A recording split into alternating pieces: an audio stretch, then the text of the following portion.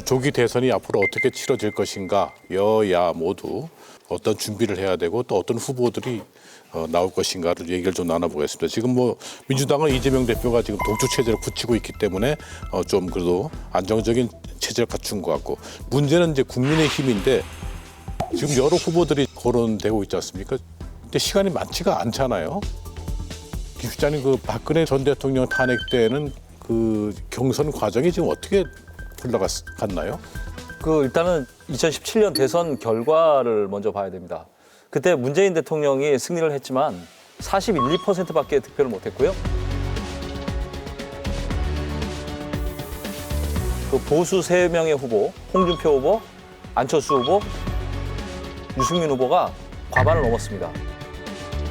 그러니까 탄핵 직후에 열린 그 대선이었음에도 불구하고 문재인 후보가 생각보다 많은 득표를 하지 못했어요. 보수가 반드시 패할 것이라는 그 등식은 성립되지 않습니다. 국민의힘에서는 이재명 대표를 물리칠, 이길 그런 후보를 뽑아야 되는데 과정이 어떻게 흘러갈까요? 제가 먼저 한 말씀 드리면 제가 얼마 전에 그 강격들에 나와서 당에서 시뮬레이션을 해봤더니 김문수를 어떤 경선 룰을 적용해도 김문수가 압도적으로 1위가 나왔다라는 얘기를 전해드렸잖아요. 여전히 그런 상황입니다. 그래서 현재로서는 그 김문수 후보를 대체하고 경쟁할 수 있는 후보를 만들어내는 게 중요한데 쉽지가 않아 보여요. 지금 왜냐하면 김문수 후보는 강력한 탄핵 반대자잖아요. 근데 그 반대편에 설 수 있는 사람이 한동훈 대표밖에 없어요. 오세훈 후보나 뭐 이런 분들도 탄핵에 대해서 약간 찬성하는 듯한 태도를 취한 적이 있고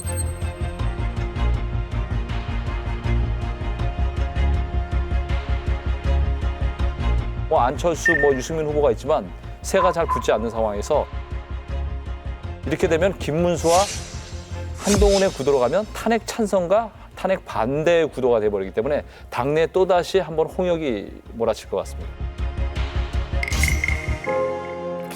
반드시 그렇게 가지는 않을 거라고 봐요. 지금 저희 당의 후보군들은 상당히 어떨 때는 지금 12명 나올 거라고 이렇게 예측한 적도 있었는데 아마 지금 상황 그렇게는 많지는 않을 겁니다. 1라운드에서는 한 7, 8명이 될 거고요. 결과적으로는 압축하면은 4명. 그다음에 이제 저는 가능하면 결선 투표까지 가는 방향으로 제도를 손봐야 된다고 봅니다. 이미 민주당은 이재명 대표 유일 체제로 가고 있는 별로 재미없는 그런 경선이 될 거고요. 그러면은 저희 당은 어떻게 하면 경선 구도를 재미있게 드라마로 만들 건가 이게 굉장히 중요하다고 보고요. 그다음에 지금 김문수 장관이 앞서는 거는 사실입니다. 왜 앞서냐 하면은 지금까지 우리 당내에서는 조기 대선 얘기할 분위기도 안 되었고 그리고 우리 당 지지자들이 응답을 안 합니다. 조기 대선을 전제로. 왜냐하면 우리 당의 대부분의 당원들과 지지자들은 탄핵이 기각되거나 각하돼서 대통령이 복귀하는 걸 원했지 조기 대선을 상정하지 않았거든요.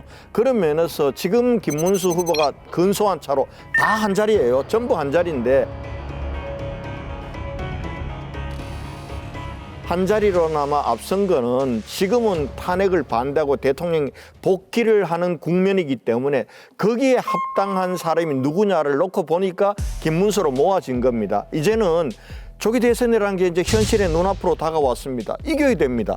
누구를 내세워야 이기고 이재명을 꺾느냐 여기로 놓고 보면은 저는 얼마든지 우리 당원들과 지지자들의 선택이 달라질 수 있다. 그리고 아마 경선을 해나가는 과정에서 하나의 드라마가 나올 수 있다. 저는 그렇게 보고 있습니다.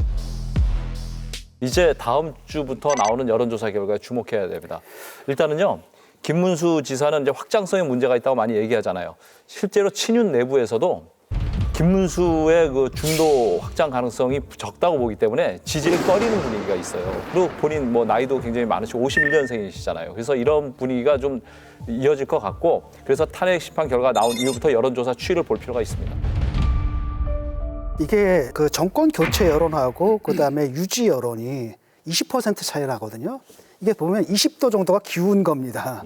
민주당은 내려가면 되는 거고 여기서 치고 올라가야 되거든요. 그럼 여기 이제 힘이 있어야 되는데 그 힘은 유일하게 뭐냐면은 후보에서 나온다고 보거든요. 어떤 후보를 뽑느냐인데 김문수 이분 같은 경우에는 사실 계엄의 사과하기를 거부했던 분이에요.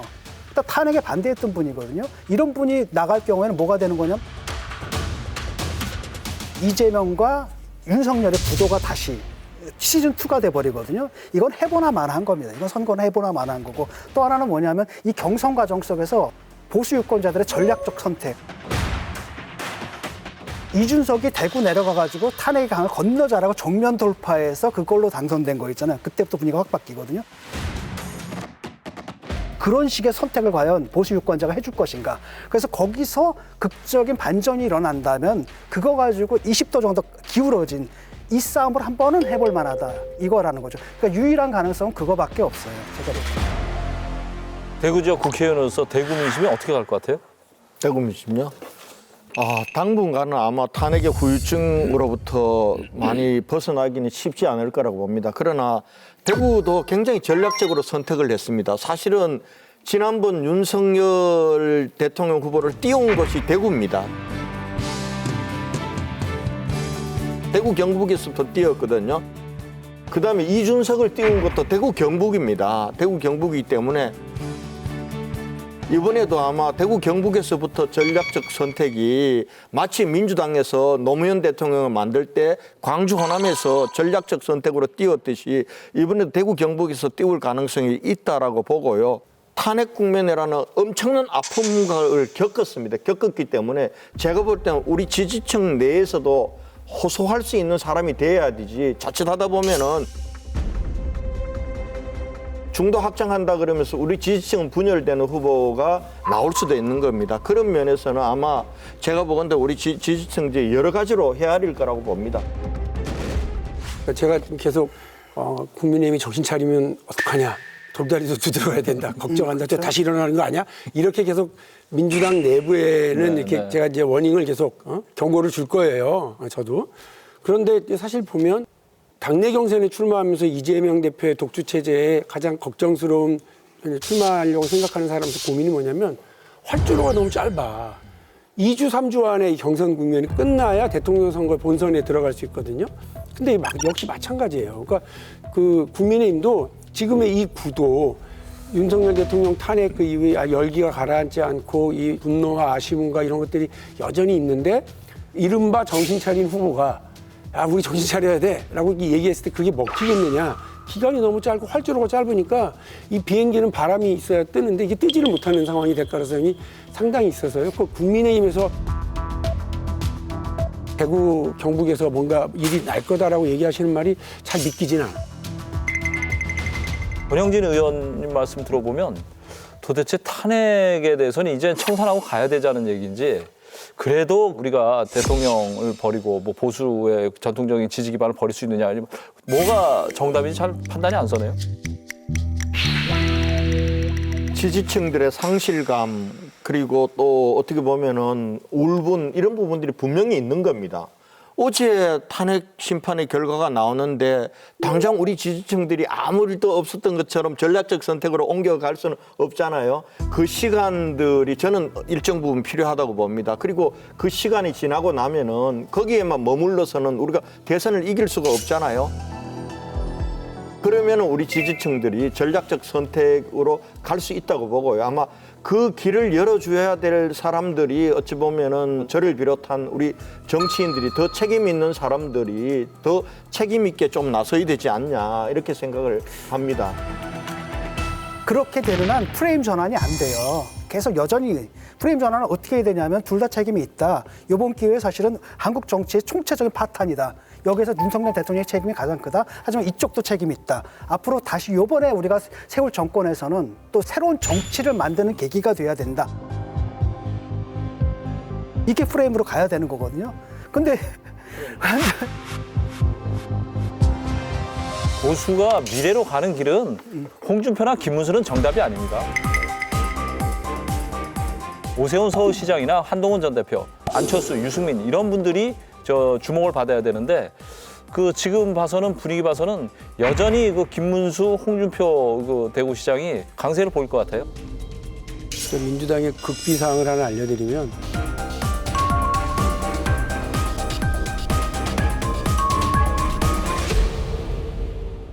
김문수, 홍준표면 감사합니다. 끝난 겁니다. 그거는 딱 뭐 정리해 주셨네. 선거 해보나 마나고 그쯤 되면은 내가 볼 때는 그러니까 물론 이제 결집을 하겠지만 그건 두 자릿수 패거든요. 왜냐 중도층의 판단은 너무나 분명합니다. 탄핵에는 압도적인 다수가 찬성을 하고 있거든요. 그 입장을 정리하지 못하고 나온 후보한테 절대 표 주지 않아요. 하나 여쭤볼게요. 그럼 민주당에서는 누가 제일 두려워요? 많은 사람들이 똑같이 뽑아요. 예, 그러니까 이제 중도 확장성이 있는 후보가 나와서 이렇게 정리해 나가는 거. 그리고 사실은 네. 그 보이지 않는 저 장막 뒤에 뭐가 있는 것 같은 그게 제일 무섭잖아요. 그래서 사실은 윤석열 대통령을 데려온 게 보수의 가장 큰 치명적인 약점이 될 수밖에 없었다는 말에도 동의하지만 동시에 보수가 국민의힘이 매우 합리적이고 이 탄핵 사태로부터 자유로운 사람 중에 뭐 경제 분야에서 상당한 역량을 국민들로부터 인정받고 있다. 이런 분이 그냥 느닷없이 이렇게 업어왔다. 그리고 그분이 뭐 상당한 어떤 정치적 식견 이런 것도 좀 보이면서 이렇게 간다 한 두 달 내에 그렇게 되는 순간 민주당으로서는 하고 당할 수도 있다라고 하는 경계심과 두려움이 있으니까 제가 계속해서 정신 차려야 된다. 국민의힘이 정신 바짝 차릴 수도 있다라고 이렇게 이야기를 하는 거예요. 그 후보들에 대한 강자들의 평가는 극히 개인적인 얘기이기 때문에 관련되시는 분들 들으시고 기분 나빠하지 마시기 바랍니다. 지금 보면은 그런 것 같아요. 그러니까 국민의힘에서는 아주 획기적인 것 같은 그 프레임 전환 이런 것이 없으면은 그 이재명 대표를 이기기가 역부족 아니겠느냐 그런 얘기 나오면서 중도층 확산을 위해서는 그럼 누가 좋은가?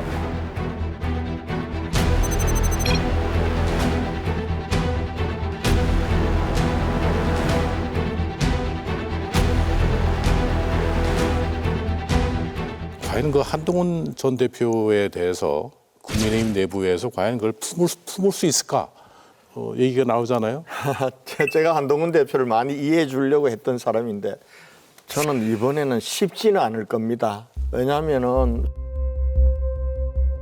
우리 보수 정치에서는 진짜 그 프레임, 배신자 프레임이라는 게 분명히 있는 거거든요. 세상 사람들이 다 어떻게 보면 윤석열 대통령의 등을 돌리고 배신할 수 있어도 한 사람은 하면 안 된다라고 하는 관계 속에 있는 사람이 있는 겁니다. 그런 부분들이 있기 때문에 제가 볼 때는 쉽지는 않을 것 같아요. 그걸 만약에 극복할 수 있다면은 아주 강력한 카드가 될 수 있을 텐데 그게 극복하기가 쉽지 않을 거다라는 게 쉽지 않은 것도 있지만 시간이 너무 없어요. 네, 시간이 너무 없고 지금 서점가에서는 1등이지만 당내에서는 좀 중하위권이거든요. 지금 그래서 당내에서 나오는 얘기가 본 경선을 한 4명 정도 올리는데 3명으로 컷오프하자. 이 얘기를 친윤 쪽에서 좀씩 이렇게 합니다. 그건 뭐냐면 한동훈은 떨궈내고 경선하자. 김문수, 홍준표, 오세훈으로 가자. 뭐 이런 얘기를 공공연히 하는 분들이 있어요. 그러면서 또 나오는 얘기가 한동훈 당대표 나오면 당원 게시판 또 다시 소환되는 거다. 이런 얘기 하시는 분들이 있어요. 오세훈 시장은 어떻습니까? 지금 평가가 약간 중도적인 이미지가 있지 않나요? 그 중도적 이미지가 있고 탄핵에 대해서 좀 묘한 입장인 것 같아요. 탄핵 소추에는 찬성하는데 인용에는 반대한다?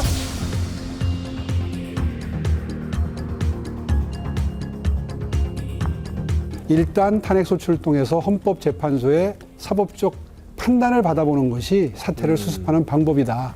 그런 취지였는데요. 네. 그렇기 때문에 이거를 탄핵 찬성으로 분류하는 것은 사실은 아무래도 좀 무리가 있겠죠.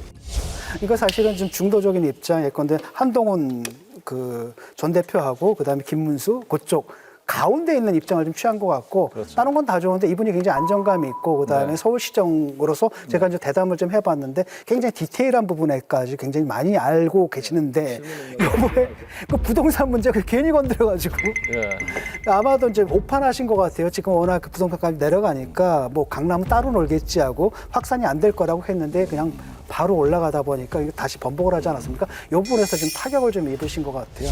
먼저 지난 2월 12일 토지거래 허가구역 해제 이후 강남을 중심으로 부동산 시장의 변동성이 커졌다는 지적을 겸허히 받아들입니다.